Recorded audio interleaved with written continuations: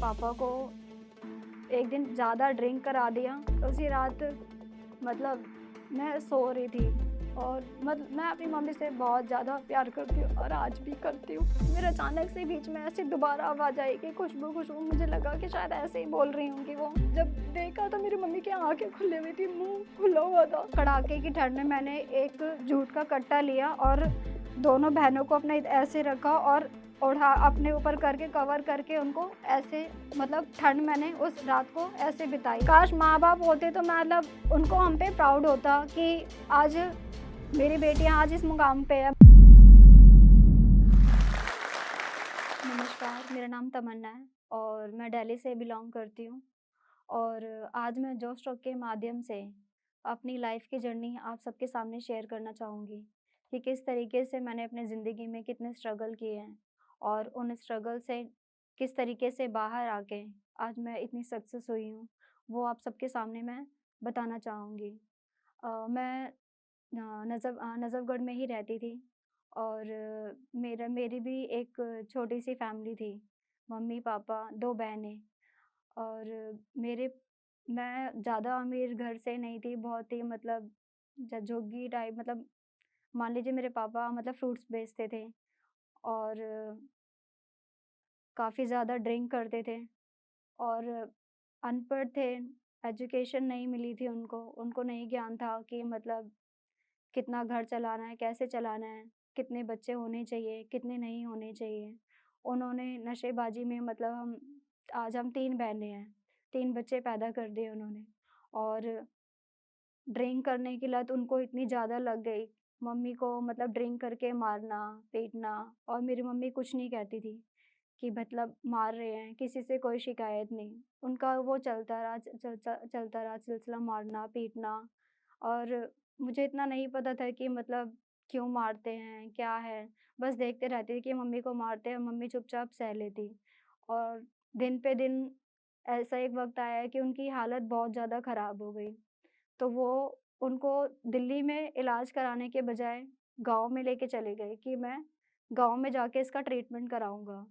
गाँव में गए और वहाँ पे कोई भी इलाज नहीं मिला। मेरी मम्मी ऐसे ही पड़ी रहती थी गाँव में, बिस्तर पे रोते रहती थी, बीमार थी काफ़ी ज़्यादा और कोई उन्हें देखने वाला नहीं था और एक टाइम ऐसा आया बुआ ने पापा को एक दिन ज़्यादा ड्रिंक करा दिया। अब उसके पीछे क्या था, नहीं पता मुझे।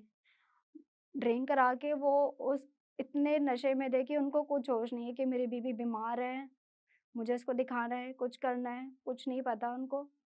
और उसी रात मतलब मैं सो रही थी और मैं अपनी मम्मी से बहुत ज़्यादा प्यार करती हूँ और आज भी करती हूँ। बहुत मिस करती हूँ मैं उन्हें और ऐसा था कि मैं उनको अपने से दूर नहीं रखना चाहती और मैं उनको क्या उनका ध्यान रखती, वो जैसे आवाज़ मारती मैं भागे-भागे आती, क्या हुआ? और उस रात को काफ़ी दिन आवाज़ इतनी हालत ख़राब थी कि वो कुछ नहीं बोल सकती कि बस आवाज़ करती, खुशबू। मैं तुरंत उठ जाती, मैं उनके साथ ही बेड पे नहीं सो सकती तो मैं बेड के नीचे सो रखी थी उनका हाथ बाँध के कि मुझे आवाज़ मारे तो मैं उठ जाऊँ। तो वो मुझे आवाज़ मारती, तो मैं बार-बार उठी, 3-4 बार हुआ ऐसे करके कि खुशबू, खुशबू आजा। तो फिर कह रही मैं उठ जाती, फिर कहती मैंने कहा क्या हुआ? कह रही कुछ कुछ नहीं हुआ, तू सो जा बेटा। मैं सो गई। फिर अचानक से बीच में ऐसे दोबारा आवाज़ आई कि खुशबू, खुशबू। मुझे लगा कि शायद ऐसे ही बोल रही होंगी वो, तो मैं नहीं उठी। कुछ सेकंड बाद मेरी बुआ और दादी आई इत मतलब ऐसे विंडो ऐसे थी कि कोई हाथ देगा तो टच होएगा बॉडी ऐसे करके। तो वो आए और मुझे आवाज़ देने लग गए कि खुशबू, खुशबू खड़ी हो। देखियो तेरी मम्मी ज़िंदा है या मर गई है ऐसे करके। मैं कह रही कि वो ऐसे क्यों बोल रहे थे? मैं एकदम से मैं उछल के बेड पे गई कि ऐसे क्यों बोला उन्होंने? जब देखा तो मेरी मम्मी की आँखें खुली हुई थी, मुँह खुला हुआ था और पसलियाँ बिल्कुल ऊपर थी। मैं बहुत रोने लगी कि उन्हें कैसे पता कि मर गई? ऐसे करके अगर आती मैं उनको देखने लग गई और वो बोल के चले गए। मैं रोती रही कि उन्हें क्या हो गया? और कुछ दोबारा आए भी नहीं कि मतलब क्या हुआ? मैंने पूछा कैसे हुआ? क्या हुआ? कुछ नहीं हुआ, कुछ नहीं हुआ। सुबह मतलब मैं रो-रो के बेहोश हो गई। मुझे मेरा इतना बुरा हाल और फिर सुबह उनको उनको क्रियाक्रम कर दिए, उनको नहला रहे हैं, लेके जा रहे हैं और मैं उनको नहला रहे हैं, मैं नहलाते-नहलाते उनके पास ही लेटी हुई हूँ कि नहीं जाने देना, मैं नहीं जाने दूँगी इनको अपने आप से दूर नहीं जाने दूँगी। बट लेके नहीं गए और जो मेरे बड़े पापा थे उन्होंने मेरे पापा को मारने के लिए आ गए कि तूने क्या किया कि इतनी बीमार हो गई और आज वो नहीं रहे। तो पापा उनके मारने के डर से हम लोग को दिल्ली वापस लेके आ गए तीनों बहनों को। और ऐसे एरिया में आए कि हमें नहीं पता, मुझे आज भी नहीं पता कि कौन-सी जगह थी वो। और वहाँ से हम लोगों को लेके गए, यहाँ पे नहीं आए, जहाँ पे पहले रहते थे वहाँ नहीं, वापस नहीं आए, इसलिए नहीं आए कि मतलब लोग उन्हें पूछेंगे कि तेरी बीवी कहाँ है? तो लोगों के डर से बचने के लिए कि हाँ भई, मुझे जवाब देना पड़ेगा कि मेरी बीवी नहीं रही, मर गई और मैं इन बच्चों को कैसे देख-रेख करूँगा? तो वो हम लोग को कहीं किसी गाँव लेके चले गए और वहाँ पे कुछ टाइम रहे हम लोग और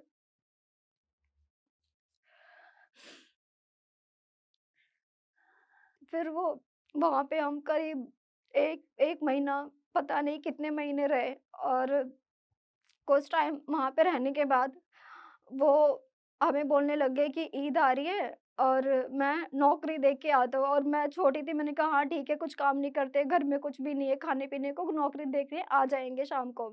1 दिन बीत गया, रात हो गई, अगला दिन हो गया, ऐसे करते-करते 1 महीना पूरा बीत गया और साथ में पड़ोस में लोग रहते थे कि तुम्हारे पापा कहाँ हैं? साथ में उनके बड़े-बड़े लड़के भी थे, तो उन्होंने मतलब काफ़ी कोशिशें करी कि मतलब कुछ मिसयूज़ करे, ऐसे करके मतलब आते और मैं डर के मारे अपनी कुंडी लगा ली थी कि मतलब कुछ गलत ना हो जाए, कोई है भी नहीं बचाने वाला। मैं हरदम कुंडी लगा के रखती अपनी। और एक दिन फिर मेरी बहन बोलने लगी, "दीदी पापा नहीं आए, पापा नहीं आए।"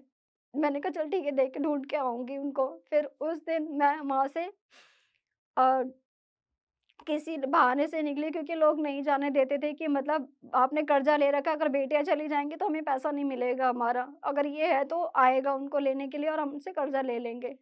तो वहाँ से मैं किसी न किसी मतलब बहाने से मैं वहाँ निकल गई और अपनी छोटी वाली बहन को भी ले लिया। मेरी 2 छोटी बहन हैं, उस टाइम एक 1 साल की ही थी और वो छोटी मेरी बहन है वो करीब 2 साल की थी और उन दोनों को मैं लेके अपने साथ निकल गई। तो रास्ते में गली के लोग भी नहीं मिले कि कहाँ जा रहे हो? मैंने बोल दिया कहीं नहीं जा रहे, बस हम बेर खा रहे हैं ऐसे करके। उस बहाने मतलब मैं पूछते लोगों से कि ब बस एक ही नाम मुझे रटा हुआ था कि नगली डेयरी मुझे जाना है और कुछ नहीं पता था। तो लोगों से पूछते-पूछते मैं गई कि नगली डेयरी कहाँ पड़ता है। सुबह की निकली हुई मैं रात के 12 बजे नगली डेयरी सर्दियों में दिसंबर के टाइम पहुँची वहाँ पे। और वहाँ पे मेरे रिलेटिव रहते थे, पड़ोसी जिनको मैं अपना सगा मानती थी, बुआ बोलती थी, उनको आज भी मतलब मैं सगी बुआ की तरह मानती हूँ और उनको बुआ बोलती हूँ। उनको भी नहीं बताया कि मैं यहाँ पे आई हूँ और पापा हमें छोड़ के भाग गए। 3 दिन तक मतलब मैंने लोगों से पूछा कि मतलब यहाँ पे अपने पापा का नाम लिया कि ये रहते हैं, मतलब इतना ज्ञान नहीं था कि मतलब लोग कैसे जानेंगे कि किसी को नाम से कि हाँ भई, ये इंसान का पिता, इस बच्ची का पिता ये है। मैं पूछती रही हर एक गली में, हर दुकान में, हर जगह जाके पूछा कि इस नाम के ये रहते हैं। सबने बोला नहीं, 3 दिन हो गए, फिर हार कर मैं अपनी बुआ के गली में गई जहाँ रहती थी। वहाँ जाके उन्होंने बताया कि पापा का, हमने बोला कि वो हमें छोड़ के भाग गए हैं, पता नहीं कहाँ हैं, उन्हीं को ढूँढने के लिए आई हूँ ऐसे करके। तो 3 दिन लोग कह रहे कि हमारे पास रह लो, हमारे पास रह लो, बट मन में डर था कि नहीं कुछ, कहीं कुछ गलत ना हो ऐसे करके कि कोई नहीं है, फ़ायदा उठा लो, कुछ भी कर लो ऐसे करके, तो डर था। और छोटी वाली बहन थी कि मतलब कोई छीन ना ले मुझे इनसे। तो इस डर से मैं जल्दी से किसी के पास नहीं रहती थी। और 3 दिन उसके बाद फिर कह रहे थे कि रह लो, मैंने नहीं रही। तो फिर मैं किसी घर में ना रह के मैंने जो स्टेयर्स होती है, स्टेयर्स के नीचे जो स्पेस होता है, 3 दिन दिसंबर में मैंने मतलब उस सीढ़ी के नीचे अपना बिताया है कि ठंड में। और रात को वहीं रहती, छोटी बहन थी 1 साल की, मतलब उसको खाना कैसे खाना, मतलब लोगों से माँग-माँग के मैंने दोनों बहनों को खिलाया और खुद भी खाया जब तक नहीं थे पापा, लोगों से माँग-माँग के खाया हम लोगों ने और सर्वाइव किया मैंने। और छोटी वाली बहन थी, उसको क्या खिलाना है, क्या करना है, कुछ नहीं पता। बस इतना था कि उसको दूध और चाय, बिस्किट मतलब घोल-घोल के मैं डिप करके उसको पिला देती कि मतलब उसे कुछ ना हो। और एक दिन ऐसा था कि उसको बहुत ज़्यादा तबीयत ख़राब हो गई थी, मुझे कुछ नहीं पता था कि क्या करना है, क्या नहीं करना है, ऐसे करके। और मैं जल्दी से किसी को अपनी बहनें देती भी नहीं थी कि मतलब छीन ना लें मुझसे या अलग ना कर लें, मैं उनको पास ही रखती थी, अपने पकड़ के कि हाँ भई अलग ना हो।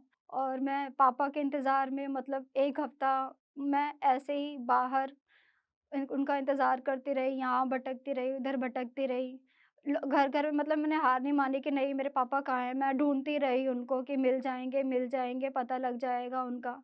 और काफ़ी ज़्यादा मतलब डर लगता था। ज दिन में तो ठीक है, मैं यहाँ-वहाँ उनको हर जगह ढूँढती, जैसे ही रात होती ठंड, और उस ठंड में मतलब हमारे पास कंबल नहीं था ओढ़ने के लिए।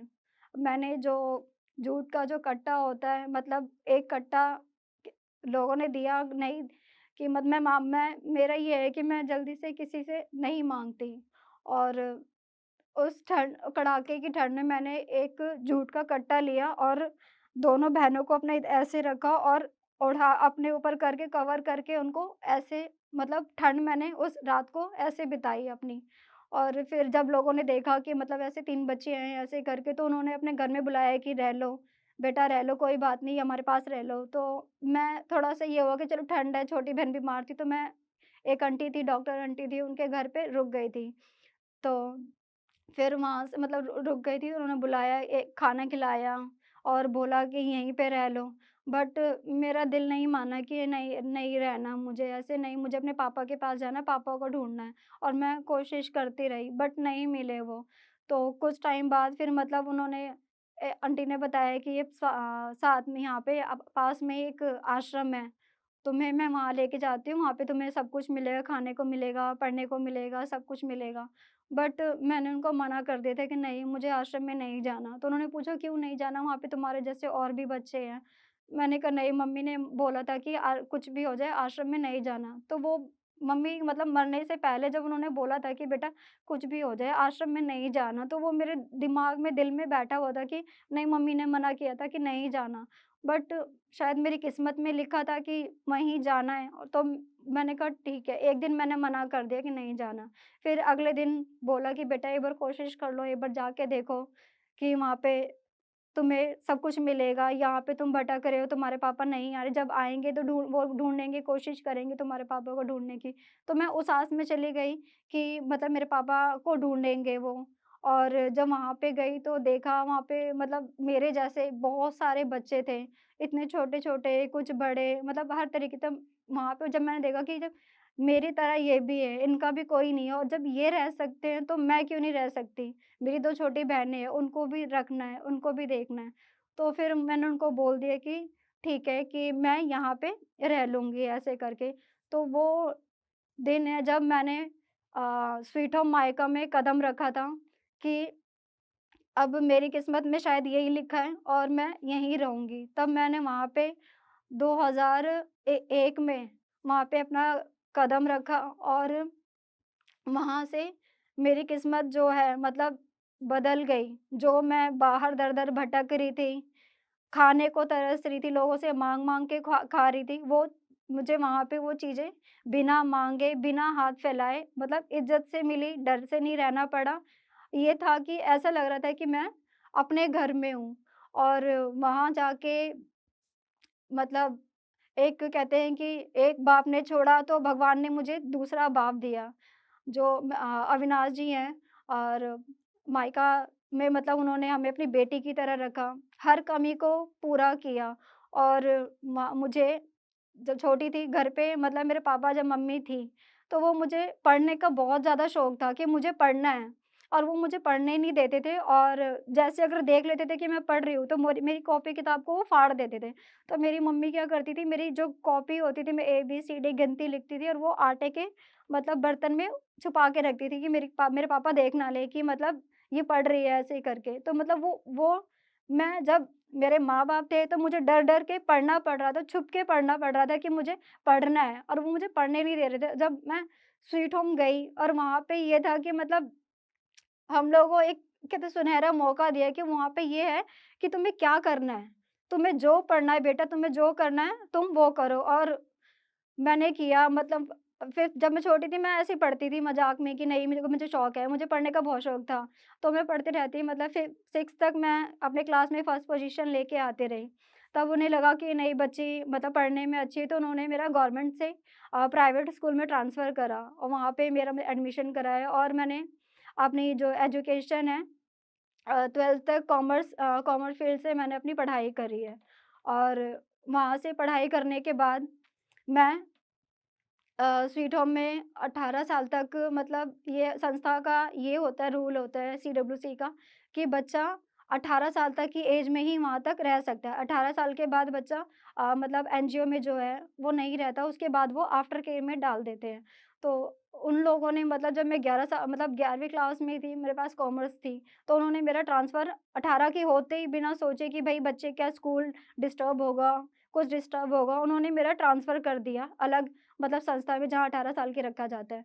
तो जिस संस्था में मुझे रखा गया मतलब मुझे वहाँ पे एजुकेशन में और खाने-पीने में मतलब प्रॉपर सपोर्ट नहीं मिला मुझे उस संस्था का। मतलब ये था कि कहते अब लोगों की मतलब सोच हो जाती है कि मतलब हर संस्था कुछ सोचते हैं कि संस्था कुछ अच्छी होती है और कुछों की सोच होती है कि नहीं संस्था में बच्चों के साथ गलत होता है, अच्छा नहीं होता।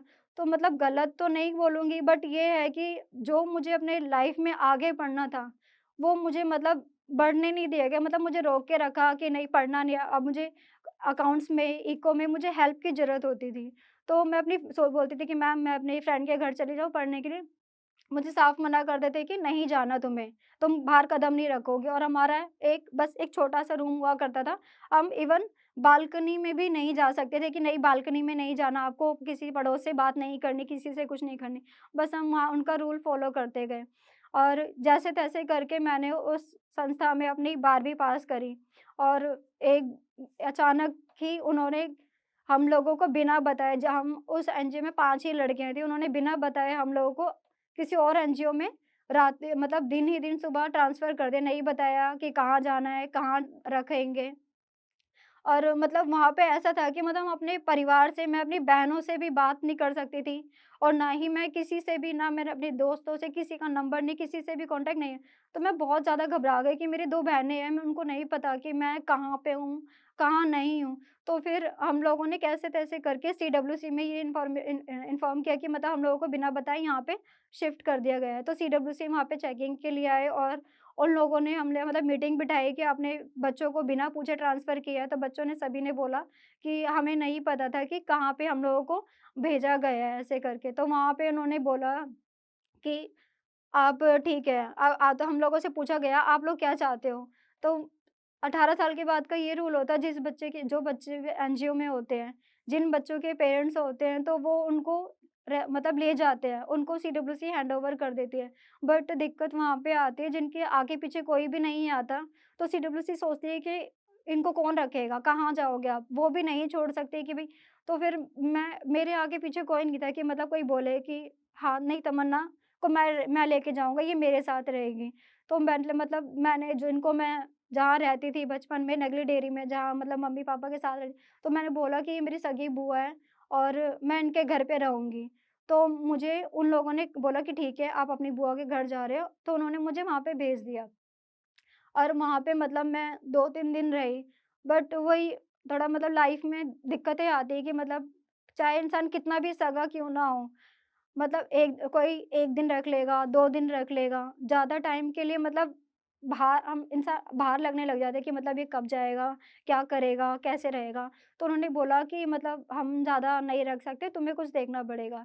तब जाके मैंने उन्हें बोला कि ठीक है, मैं नौकरी देख लूँगी। तब जाके मैंने कॉल सेंटर में अपना मतलब कदम बढ़ाया है कि मुझे नौकरी देखनी है। तब मैंने कॉल सेंटर में अप्लाई किया जॉब के लिए और वो मेरी लाइफ़ का पहला जॉब था जब मैंने कॉल सेंटर से मतलब स्टार्ट किया था।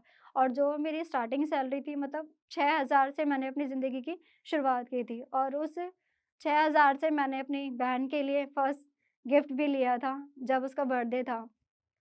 और उसके बाद मतलब मैंने किसी को नहीं बताया कि मुझे कितनी तकलीफ़ हो रही है, मुझे खाने को नहीं मिल रहा और मैं कैसे सर मेरे मेरे ऊपर छत भी नहीं है, मैं कैसे-तैसे करके मतलब 1 हफ़्ते इसके घर पे रह ली, 1 हफ़्ते इस फ्रेंड के घर पे रह ली, मतलब और फिर कोई ज़रिया नहीं रहा तो फिर मुझे स्वीट होम मायका मतलब मैंने सोचा कि मतलब मैं मुझे वहाँ पे रहने को मिलेगा और वहाँ पे गई, तो वहाँ पे मुझे मतलब सहारा मिला और वहाँ पे रह के मैंने अपनी बाकी की स्टडी की, मैंने अपनी ग्रेजुएशन करी सोशल लाइन में और वहाँ पे रह के और जब मेरी बहनें जब मैं 18 साल की हो गई थी, तो मेरी बहनों का भी अलग-अलग एनजीओ में ट्रांसफ़र कर दिया गया था और जिसकी वज़ह से मेरी एक बहन जो है मतलब वो उसने शादी कर ली थी अपनी मर्ज़ी से और शादी के बाद मतलब प्रेग्नेंट हो गई थी, तो उसकी देख-रेख के लिए भी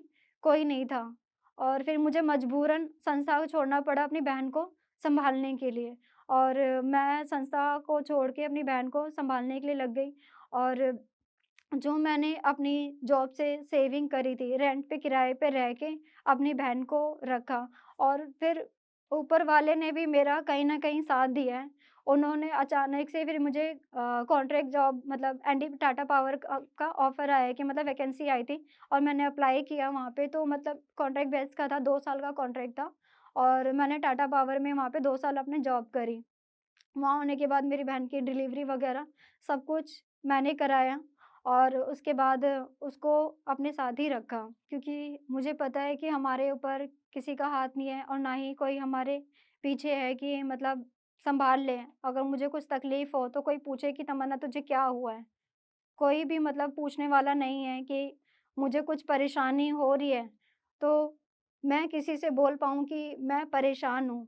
बट मेरी जो 2 बहनें हैं, मैं उनके लिए उनकी पावर, उनका स्ट्रेंथ हूँ और वो मेरी बहनें मेरी ताकत है। मतलब मैं उनको कोई भी कमी नहीं होने दे सकती और जिसके चलते मतलब मैंने दिन-रात मेहनत करी। मेरा मानना ये है कि कई आज के टाइम में कई ऐसे सोचते हैं कि हम अकेले हैं, कुछ नहीं कर सकते, हमें सहारे की ज़रूरत है।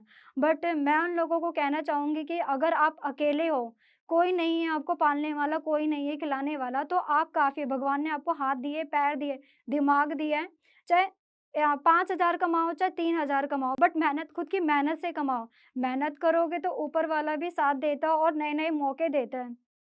तो इसी तरीके से ऊपर वाले ने भी मेरा साथ दिया और मैंने अ, अपनी बहनों को अच्छी एजुकेशन देनी थी, मेरी 2 बहनें हैं, उनको भी पढ़ाना था, तो मैंने एमएनसी कंपनी में इंटरव्यू दिया और ऊपर वाले की मर्ज़ी से मेरा वहाँ पे सिलेक्शन हो गया और जो कि मेरी वहाँ पे उन्होंने 30 प्लस सैलरी दी और जो कि रिसेंटली मैं वहाँ पे अभी भी वर्किंग हूँ और मेरी कड़ी मेहनत और लगन से मैंने अपनी बहनों को भी एजुकेशन दिया और मेरी जो छोटी बहन है सबसे, वो ग्रेजुएशन हो चुकी है। आज वो भी मल्टीनेशनल कंपनी में जॉब कर रही है और वो अपनी हार्ड वर्क मुझे बोलती है कि दी आप ना बहुत लकी हो।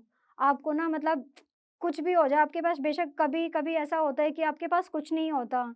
उसने अब मेरे को देखा है स्ट्रगल करते हुए। कभी ऐसा हुआ कोविड में मतलब मेरी जो जॉब थी वो मेरी चली गई थी। बहुत लोगों की जॉब गई थी उसमें मैं भी थी कि मतलब मेरी जॉब चली गई थी बट घर में कमाने वाला ज़रिया मैं ही थी दोनों बहनों को पालने के लिए। बट जो मैंने सेविंग करी थी मैंने उस सेविंग से कोविड तक अपना टाइम बिताया। बट ऊपर वाले ने मुझे मतलब मौका दिया। मैं बस कुछ भी होता है मैं हार नहीं मानती, मैं थोड़ी-सी ज़िद्दी हूँ। मुझे मेरे भैया भी कहते थे कि इस लड़की को समझा लो बट करेगी ये अपने मन की करेगी और मैं नहीं हार मानती। कई लोग होते हैं कि उनके पास परेशानियाँ आ जाती हैं। वो डिप्रेशन में चले जाते हैं कि मैं कैसे डील करूँगा, मैं क्या करूँ, क्या नहीं करूँ? बट मैं परेशान नहीं होती, मुझे अच्छा लगता है अगर परेशानी आ रही है तो मैं कहती हूँ ठीक है तू आ बट मैं लड़ूँगी और मैं लड़ती हूँ और जीतती भी हूँ और मैं जीती भी हूँ और कई कई चीज़ें मैंने फेस करी है बट मैं मुसीबत से कभी भी हार नहीं मानती और आज भी नहीं हार मानती चाहे मेरे मेरे पास कैसी भी मुसीबत आ जाए। नौकरी नहीं है, बहन को अगर कोई दिक्कत है, मतलब घबराती नहीं हूँ, थोड़े वक़्त के लिए बहुत ज़्यादा परेशान हो जाती हूँ कि काश अगर माँ-बाप होते तो मुझे नहीं घबराना होता। आज मैं भी और बच्चों की तरह मतलब बाहर घूमती, खेलती-फिरती, हमें भी कोई घुमाने वाला होता, लेके जाने वाला होता, बट नहीं, नहीं है माँ-बाप, कोई नहीं, बट मैं अपनी बहन के लिए माँ-बाप मरूँगी और उनको जो अच्छा खाना है, सब कुछ मैं वो दूँगी और आज बै वो चीज़ हम हासिल कर रहे हैं। आज मैं जॉब कर रही हूँ, उस जॉब से मैं अच्छा खा रही हूँ, अपनी बहनों को अच्छा दे रही हूँ, हम सब अच्छा खा रहे हैं और आज मतलब मैं अपनी लाइफ़ में मैंने बहुत स्ट्रगल देखा है और काश माँ-बाप होते तो मतलब उनको हम पे प्राउड होता कि आज मेरी बेटियाँ आज इस मुकाम पे है। बट जो हमारे रिश्तेदारों में मतलब जो पड़ोसी हैं उन्हों वो हमें देखते हैं तो मतलब सबको ना मतलब हम लोगों को ना ऐसे पेश करते हैं जैसे कि हम एग्ज़िबिशन है। सबको बताते हैं कि देखो ये कुर्बान की बेटियाँ हैं, आज देखो कितना अच्छा पढ़ रही हैं, ये इतने बड़े मतलब घर में रहती हैं। उनको मतलब हम रेंट के घर पे रहते हैं। रेंट के घर पे रहती हूँ और अच्छा मतलब सब कुछ बेशक ज़्यादा ना सही थोड़ा-थोड़ा करके सब चीज़ें रखी हुई हैं। तो वो जैसे वीडियो कॉल करते हैं, तो कहते दिखाओ अपना घर दिखाओ, तो उनको ऐसे लगता है कि मतलब मैं गौ सरकार ने मुझे रहने के लिए मकान दे रखा है।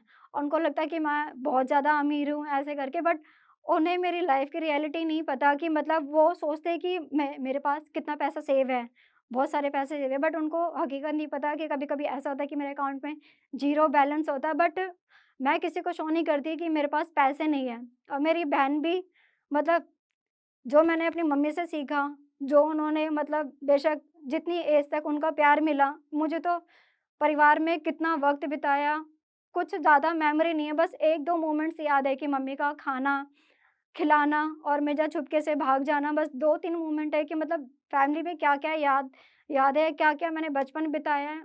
मैंने ज़्यादा कुछ बचपन में नहीं बिताया फैमिली के साथ और फैमिली का प्यार कैसा होता है, वो भी नहीं पता।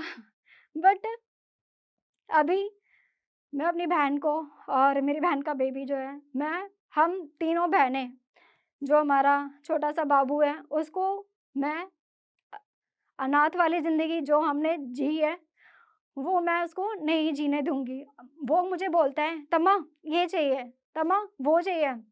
मैं उसकी डिमांड पूरी करती हूँ। लोग मुझे कहते हैं कि, "तू बिगाड़ देगी तू बिगाड़ रही है इसे।" तो मैं उनको बोलती हूँ कि, "नहीं, हमने नहीं खाया, हमारी कमी पूरी करने वाला कौन था कि मैं बोल दूँ कि पापा मुझे ये चाहिए, वो चाहिए।" कई देखते हैं मेरे फ्रेंड सर्कल मतलब फ्रेंड्स हैं, काफ़ी रिच-रिच हैं, मिडल भी हैं। तो उनको देखती हूँ कि वो अपने पापा की डिमांड करते हैं। उनके पापा पूछते हैं, "बेटा क्या चाहिए? ये चाहिए।" तो उनको देखती हूँ और फ़ील होता है कि मतलब हमसे ही पूछते हैं कि, "बेटा तुझे परेशान है?" अभी भी ऐसा होता कई वक़्त होता है, जब मैं बहुत ज़्यादा परेशान हो जाती हूँ और कि मतलब ऐसा मोमेंट होता है कि मैं शांत से बैठूँ और जो मेरे अंदर तकलीफ़ है, उनसे मैं बोल सकूँ कि मुझे ये तकलीफ़ है और वो मुझे बोले कि नहीं बेटा मैं हूँ। जैसे कि और माँ-बाप अपने बच्चों को सँभालते हैं और वो भी हम लोगों को सँभालें। बट मैं परेशान होती हूँ तो बट मैं अपनी बहनों को जल्दी से शो नहीं करती कि मैं परेशान हूँ कि कहीं वो हिम्मत ना हार जाए कि मैं उनकी हिम्मत बनी हुई हूँ। अगर मैं ही हार जाऊँगी तो वो भी मुझे देख के बहुत ज़्यादा परेशान हो जाएँगे। तो बस मैं यही बोलना चाहूँगी कि लाइफ़ में जितनी भी मुश्किलें आएँ, उसका डट के सामना करना चाहिए और परेशान नहीं होना चाहिए। और अकेले हो, हमेशा लाइफ़ में सही रास्ता चुनो। हमारे पास बहुत ऑप्शन था, हम लोगों को कोई रोकने-टोकने वाला नहीं था कि तुम कहाँ जा रहे हो, कहाँ नहीं जा रहे हो। हो सकता था कि हम अपनी लाइफ़ में कुछ मतलब आप सब देखते हैं कि मतलब आजकल लड़कियाँ अब ऊँचे मुकाम पे जाने के लिए कुछ सपोर्ट नहीं होता तो बहुत से रास्ते चुन लेती हैं। हमारे पास भी मौका था कि मतलब हम अपनी लाइफ़ में मतलब और रास्ते चुन सकते थे कि गलत रास्ते पे चले जाएँ। कोई ठीक है, किसी अमीर से शादी कर लें। कोई कई आते हैं कि चलो ठीक है, हम हमसे शादी कर लो, ये कर लो, बट नहीं, मेरा आज भी यही है कि बेशक मेरे पे पैसे नहीं हो, कुछ भी नहीं हो, बट लाइफ़ मुझे अपनी इज़्ज़त की जीनी है और और अपनी बहनों को भी इज़्ज़त की रोटी खिलानी है और कोई हमें देखे तो ये बोल सके कि प्राउडली बोले कि हाँ भाई, ये बच्चे आज जिस रेंट पे हम रहते हैं, वो ऑनर मतलब उनके मतलब जो ऑनर है, उनकी मम्मी है, उनको हम लोगों पे बहुत ज़्यादा गर्व होता है कि आज इन बच्चियों के माँ-बाप नहीं हैं और ये आज इतनी अच्छी लाइफ़ जी रहे हैं। जो वो अपनी लाइफ़ जी रहे हैं, वैसी सेम लाइफ़ हम भी जी रहे हैं। जो वो पिज़्ज़ा खा रहे हैं, मूवी देखते हैं, हम लोग भी सेम वही करते हैं, घूमने जाते हैं, मूवीज़ देखते हैं, हर वो चीज़ करते हैं जो आज आम सभी जनता मतलब सब लोग अब लाइफ़ अपनी जी रहे हैं। और